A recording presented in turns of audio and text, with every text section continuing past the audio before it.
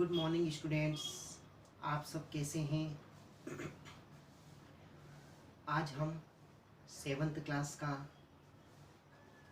जैसा कि आप बोर्ड पे देख रहे हैं, हम आज कक्षा 7वीं का हिंदी का पहला पाठ पढ़ने वाले हैं। कविता का नाम है मैं सबसे छोटी हूँ। तो आप सबसे पहले अपनी बुक ओपन कीजिए, पेज नंबर 5 ओपन कीजिए और इसमें सबसे पहली कविता है मैं सबसे छोटी हूँ, निकालिए। इसे हम रीड करेंगे, समझेंगे। यह कविता सुमित्रा नंदन पंत ने लिखी है। इसमें एक छोटे बच्चे की कल्पना है, कवि की कल्पना है कि उसे हमेशा छोटा ही रहना है और किस तरह उसे छोटा होता है तो उसका क्या फ़ायदा उसको मिलता है, कैसे उसकी माँ उसको उठा के रखती है, कैसे उसका पूरा देख रेख करती है। तो वो सारी चीज़ें इसमें दी गई है, तो इसको हम पढ़ेंगे। तो अब हम स्टार्ट करेंगे। मैं सबसे छोटी हूँ।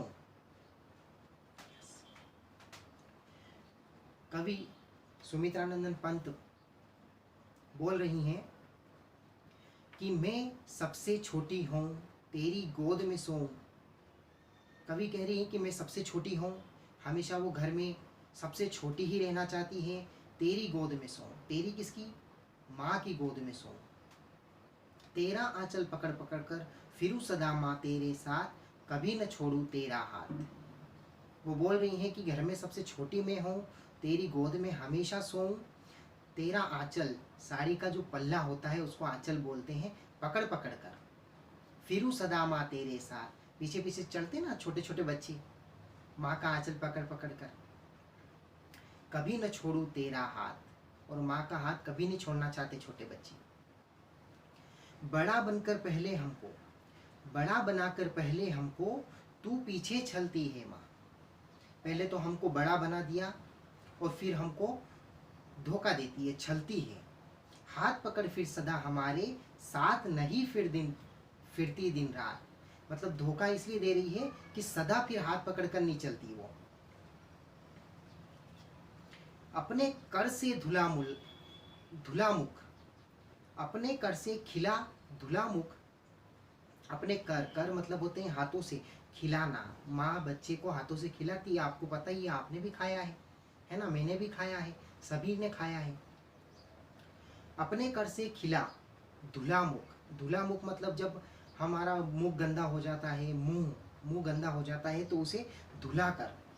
धूल पोंछ सज्जित कर गात, धूल पोंछ देती है अगर धूल में हम खेलते हैं, नीचे दौड़ते हैं तो। और सज्जित कर गात, शरीर को पूरा व्यवस्थित, गात मतलब होता है शरीर, शरीर को पूरा व्यवस्थित सुसज्जित कर देती है। थमा खिलौने नहीं सुनाते हमें सुखद परियों की बात, और हमें खेलने के लिए खिलौने दे देती है और परियों की जो कथा है वो नहीं सुनाती है। ऐसा सुमित्रा नंदन पंत कह रही हैं। ऐसी बड़ी न हो मैं, मतलब वो चाहती है कि हमेशा बच्ची रहें, ऐसी बड़ी न हो मैं, तेरा स्नेह न खोऊं मैं। स्नेह मतलब होता है प्रेम। वो चाहती है कि वो कभी बड़ी नहीं हो और जो माँ का स्नेह प्रेम मिलता है वो हमेशा उसको मिलता रहे। तेरे आंचल की छाया में छिपी रहूं निष्प्रह निर्भय, कहूँ दिखा दे चंद्रोदय। तेरे आंचल की छाया में मतलब माँ की आंचल की छाया में ही रहना चाहती है। छिपी रहूं निष्प्रह निर्भय।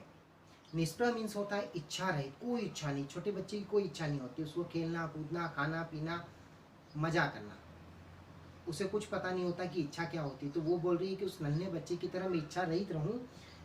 कहूँ दिखा दे चंद्रोदय, बस इतना ही कहूँ कि मुझे चंद्रोदय दिखा दे, चंद्र का उदय दिखा दे, चांदनी रात दिखा दे। तो ये हमारी पहली पोयम मैं सबसे छोटी हूँ हमने पढ़ ली है।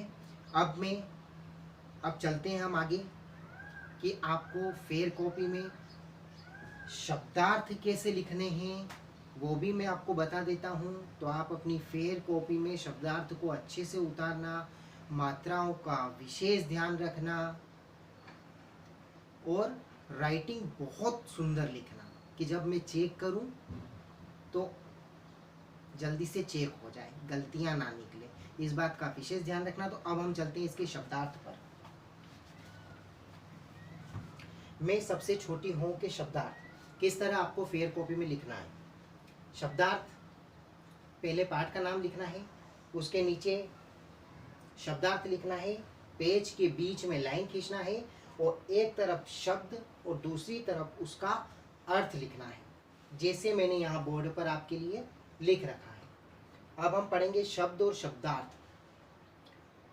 छलना, छलना, छलना मीन्स होता है धोखा देना। छलना मीन्स क्या होता है? धोखा देना। गात, गात मतलब होता है शरीर। गात का मीन्स होता है शरीर। सुखद, सुख देने वाला या सुख देने वाली, दोनों चीजें हो सकती है। सुख देने वाला।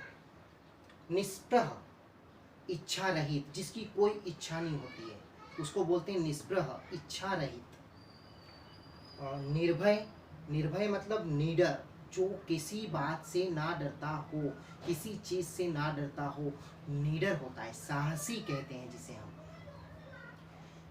चंद्रोदय, चंद्रोदय मतलब होता है चंद्रमा का निकलना।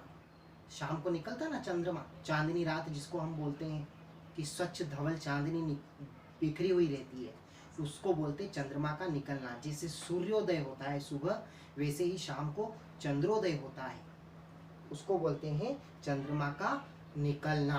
तो अब हम आगे प्रश्नों उत्तर भी बता रहा हूं मैं आपको कि आपको किस तरह लिखने हैं।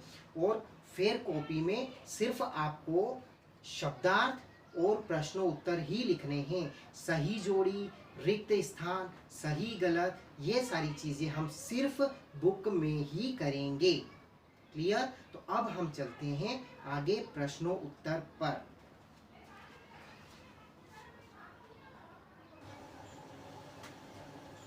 तो हमने कविता पढ़ ली, उसको समझ भी लिया, उसके शब्दार्थ भी मैंने आपको समझा दिए, है ना।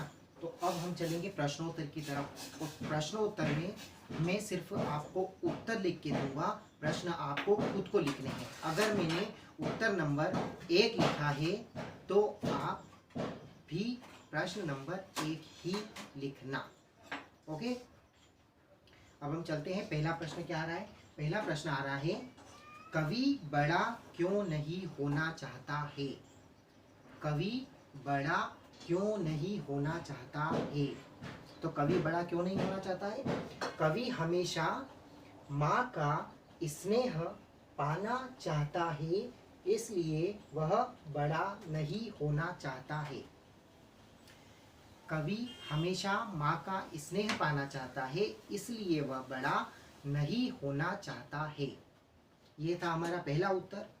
प्रश्न नंबर 2, कवि की सबसे छोटा होने की इच्छा है, क्यों? कवि हमेशा छोटा बन के रहना चाहता है, क्यों?